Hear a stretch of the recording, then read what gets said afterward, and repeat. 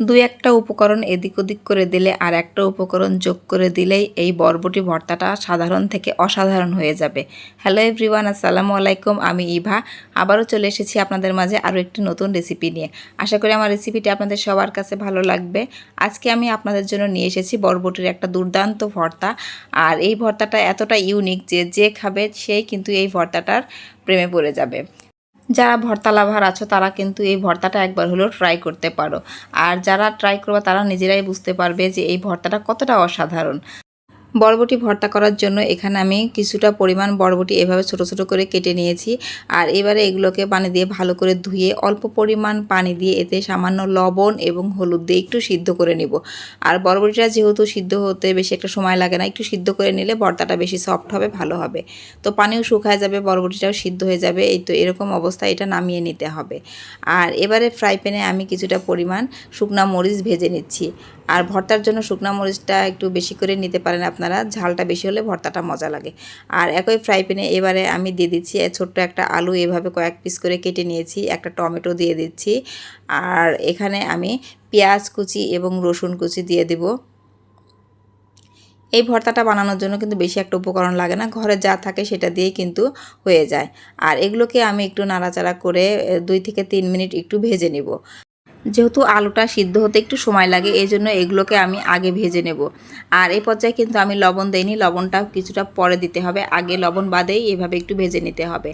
এবারে এর মধ্যে আমি 3টা কাঁচামরিচ দিয়ে দিচ্ছি এবং 4 টুকরা চিংড়ি মাছ দিয়ে দিচ্ছি। আর চিংড়ি মাছ দেওয়ার ফলে এই ভর্তাটা আরও সাধারণ থেকে অসাধারণ হয়ে যাবে। আর আপনাদের ঘরে যদি চিংড়ি মাছ থাকে তাহলে অবশ্যই চিংড়ি মাছটা দেওয়ার চেষ্টা করবেন। এবং আমি এ পর্যায়ে কিন্তু এই যে সিদ্ধ করে রাখছিলাম বরবটি, সেটা আমি দিয়ে দিলাম। আর এবারে কিন্তু সবগুলো উপকরণ দেওয়া শেষ। এবারে একটু নাড়াচাড়া করে তারপরে কিন্তু আমি একটু লবণটা অ্যাড করে দেবো। আর চিংড়ি মাছটা কিন্তু আমি লবণ হলুদ দিয়ে মাখিয়ে রাখছিলাম, আর যার কারণে কিন্তু লবণটা আমি এই পর্যায়েও দিচ্ছি না। একটু ভাজার পরে তারপরে এখানে আমি সামান্য পরিমাণ লবণ দিয়ে দিচ্ছি। আর এবারে লবণটা দেওয়ার পরে আবারও একটু মিডিয়াম হিটে এভাবে ভাজতে থাকবো। তো যখন দেখবেন আপনার আলুটা সিদ্ধ হয়ে গিয়েছে তখনই বুঝতে হবে যে এই ভাজাটা একদম কমপ্লিট। তো এখানে দেখুন খুন্তির সাহায্যে আমি যখন আলুটা কিন্তু ভেঙে দিচ্ছি, আর খুব সহজেই ভেঙে যাচ্ছে। তো এইভাবে একটু ভালোভাবে আস্তে আস্তে হিট দিয়ে ভেজে নিতে হবে। আর এই পর্যায়ে দেখুন আমার ভাজাটা কিন্তু একদম কমপ্লিট হয়ে গেছে, এর বেশি আমি আর ভাজবো না।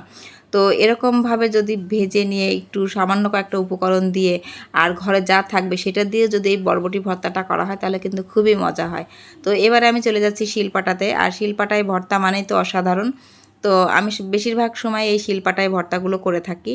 তো এবারে সবগুলো ভাজা কিন্তু এভাবে পাটার উপর আমি নিয়ে নিচ্ছি। এবার এগুলোকে আমি বেটে নেব। আর প্রথমে এখানে শুকনা মরিচের সঙ্গে একটু সামান্য 1 চিমটি লবণ দিয়ে শুকনা মরিচটা আমি একটু বেটে নিচ্ছি। বাটার পরে বরবটির যে ভাজাগুলো সেগুলো আমি দিয়ে দিচ্ছি। আর এই ভর্তা করার জন্য বেশি একটা বরবটি প্রয়োজন হয় না, সামান্য কিছুটা বরবটি হলে আর আপনার ঘরে যে সবজিগুলো থাকবে সেগুলো সামান্য সামান্য করে দেবেন। চিংড়ি মাছ থাকলে চিংড়ি মাছটা অ্যাড করতে পারেন। তো ভর্তার ক্ষেত্রে চিংড়ি মাছ বাদে অন্য কোনো মাছ কিন্তু দেওয়া যাবে না, চিংড়ি মাছটা হলেই দেবেন, না হলে স্কিপ করে যাবেন। তো চিংড়ি মাছ বাদেও কিন্তু ভর্তাটা খুবই ভালো লাগে, তো চিংড়ি মাছ দিলে আরও বেশি ভালো লাগে। তো এখানে আমার বাটাবাটির ঝামেলা কমপ্লিট হয়ে গেছে। এবার সব কিছু উপকরণ একভাবে ভালোভাবে মিশিয়ে এই তো ভর্তাটা আমার মাশাআল্লাহ কমপ্লিট হয়ে গেছে। আর এই পর্যায়ে কিন্তু তেল দেওয়ার কোনো প্রয়োজন নেই, কারণ ভাজার সময় যথেষ্ট পরিমাণ তেল ছিল। তো আলহামদুলিল্লাহ এখানে আমার বরবটির এই দুর্দান্ত ভর্তাটা কমপ্লিট হয়ে গিয়েছে। তো দেখতেই পাচ্ছেন মাশাআল্লাহ এটা কিন্তু খুবই অসাধারণ লাগছে দেখতে, আর খেতে যে কি অসম্ভব মজা হয়েছিল সেটা আপনারা যদি করে খান তাহলে বুঝতে পারবেন। তো আমি আশা করব সবাই বাসায় ট্রাই করবেন। আর এই দুপুরের খাবার এরকম একটু ভর্তা হলে কিন্তু খাওয়ার পুরোপুরি তৃপ্তিটা আপনি পেয়ে যাবেন। আর ঝাল ঝাল ভর্তা মানেই কিন্তু একটা অন্যরকম একটা টেস্ট। আর এই যে বরাবরের মতো আমি পাটাতে আবার ভাত মাখিয়ে নিয়েছি, এটা না হলে তো আমার হয় না। তো আশা করি সবাই ভর্তাটা একবার হলেও ট্রাই করবেন। তাহলে আজকে এখানেই বিদায় নিচ্ছি। সবাই ভালো থাকবেন, সুস্থ থাকবেন। দেখা হবে নেক্সট কোনো রেসিপিতে। সেই পর্যন্ত সবাইকে আল্লাহ হাফেজ।